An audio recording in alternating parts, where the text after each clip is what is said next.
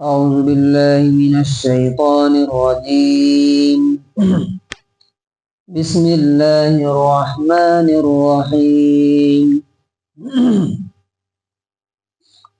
وهذا كتاب أنزلناه مبارك فاتبعوه واتقوا لعلكم ترحمون أن تقولوا إنما أنزل الكتاب على طائفتين من قبلنا وإن كنا عن دراستهم لغافلين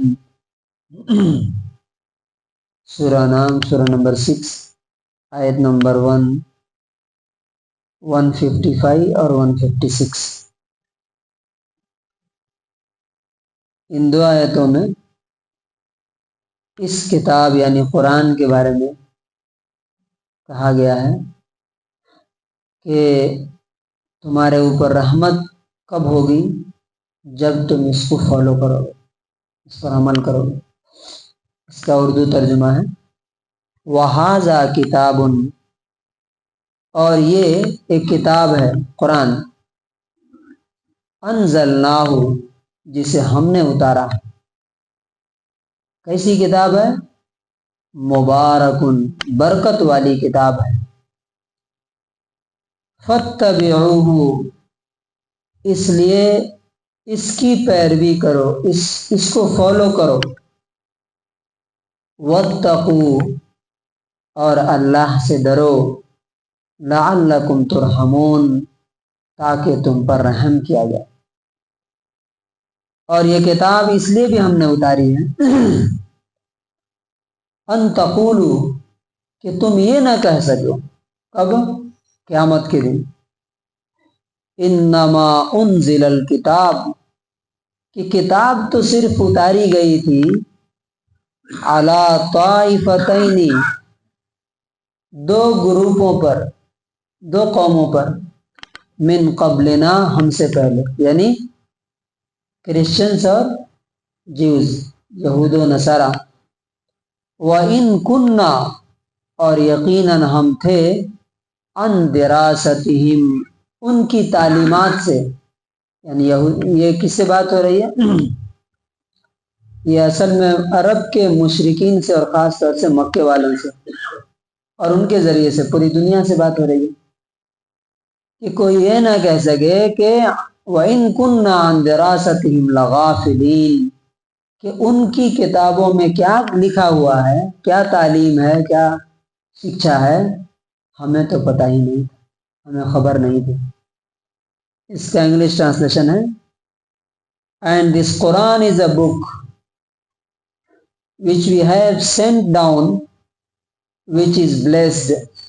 So follow it and fear Allah, that you may receive mercy. We have revealed it, lest you say that the book was only revealed to two groups before us, and indeed we were unaware of their study. اب ان دو آیتوں سے ہمیں کیا lesson ملتا ہے، کیا سبق ملتا ہے؟ نمبر 1، برکت اگر انسان کو چاہیے، برکت کا معنی کیا ہوتا ہے؟ برکت کسے کہتے ہیں؟ برکت کا معنی ہوتا ہے بڑھوتری، ترقی، زیادتی، انکریز، بڑھنا. اگر زندگی میں برکت چاہیے تو ہماری زندگی میں یہ کتاب ہوگی، تب زندگی میں ترقی ہوگی.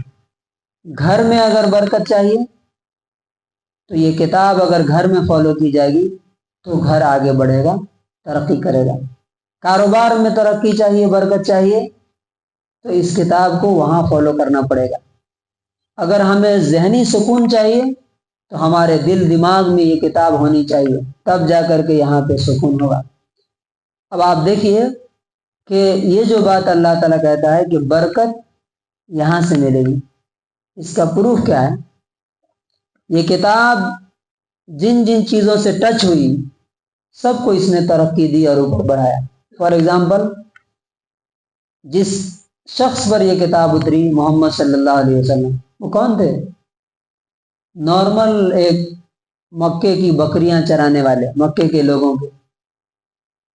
کے کاروبار، تجارت، بزنس کرنے والے تھے۔ لیکن جب یہ کتاب اتری تو آپ دنیا کے بھی بادشاہ اور کنگ بنے کہ نہیں، اور آخرت میں سارے انسانوں کے سردار ہوں گے۔ یہ کتاب جہاں اتری، مدینے میں، آپ دیکھیے مکے میں، ان دو شہروں کا کیا عظمت ہو گیا، کیا ان کا مقام ہو گیا۔ مدینہ جو 2-3 ہزار کی آبادی تھی، پورے عرب جس میں اس وقت 7 کنٹریز تھی، سب کا کیپٹل سٹی بن گیا مدینہ، اور دنیا جانتی ہے کہ آج مدینہ کیا ہے۔ اسی طرح سے جن لوگوں نے اس کو فالو کیا وہ کون تھے؟ اونٹ چرانے والے تھے، لوٹ مار کرنے والے۔ عربوں کی زندگی کیسی تھی؟ لیکن وہ کیا ہو گئے؟ دنیا پہ رول کرنے والے ہو گئے۔ ترقی ہوئی کہ نہیں؟ برکت ہوئی کہ نہیں؟ تو اللہ تعالیٰ کہتا ہے کہ یہ برکت والی کتاب ہے، ترقی کی کتاب ہے۔ ہاں، برکت کا مطلب مسلمانوں نے کیا سمجھ لیا؟ نیا گھر بنے، کرائے پہ لوگوں کو لا کے قرآن خوانی کرا تو برکت ہو جائے گی۔ سورہ بقرہ 1000-2000 میں پڑھوا دو، برکت۔ پڑھنے سے برکت نہیں ہے، کیا کہا گیا ہے؟ فَاتَّبِعُوهُ، اس کو فالو کرو، اس کو امپلیمنٹ کرو۔